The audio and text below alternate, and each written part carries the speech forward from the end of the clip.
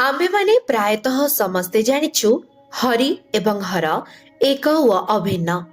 हरिंकर आत्मा हर व हरंकर आत्मा हरि होइथांती। आम्भेमाने सीधासळख भगवान राम कृष्ण जगन्नाथंको पाइपारिबा नाही। सेइथिपई त गुरु भावरे हर बा शिवंको प्रथमे भक्ति करबाको पड़े। आहुरी मध्य दर्शक बंधु बिना शंकरंक भजन रे प्रभु श्री राम मिलंती नाही। स्वयं महाप्रभु श्री जगन्नाथ जी कि हरि तांकर गुरु हेउछंती ईशानेश्वर महादेव जी कि हर। श्रीक्षेत्र रे रही गुरु शिष्य बादरे परिचित होउछंती।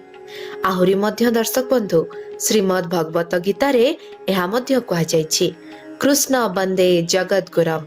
किंतु श्रीक्षेत्र रे सेही श्रीकृष्ण स्वरूप श्री जगन्नाथंक गुरु होई गले श्री श्री ईशानेश्वर महादेव जी कि हर।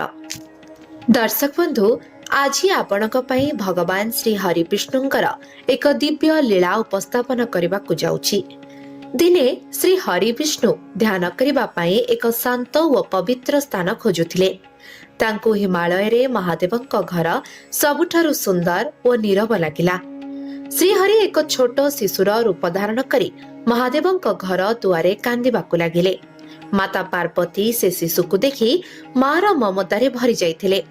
महादेव ए सबु कथा बुझी जाइथिले एवं माता पार्वती को रोकिबाकु चेष्टा कले, किंतु शिशु आगरे माँ तो माँ। माता पार्वती शिशुटी को घर भीतर को आनी सुआई देले एवं परे महादेवक सह तप्त कुंड को गले।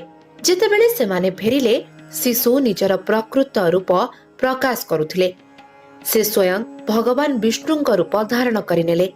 भगवान विष्णु विनम्रतार सह महादेव को अनुरोध कले ए स्थानटी मते ध्यान पई दियंतु। एहा सुनी महादेव व माता पार्वती हसिले एवं सेमाने से स्थानटी को भगवान विष्णु को देई निजे अन्यत्र चली गले। से स्थान हे गला बद्रीनाथ धाम एवं जोठी को महादेव कले से स्थान हे गला केदारनाथ। आउ एहा ही थिला श्री हरि विष्णुंकर एक अद्भुत लीला। Bureau report live life Odia.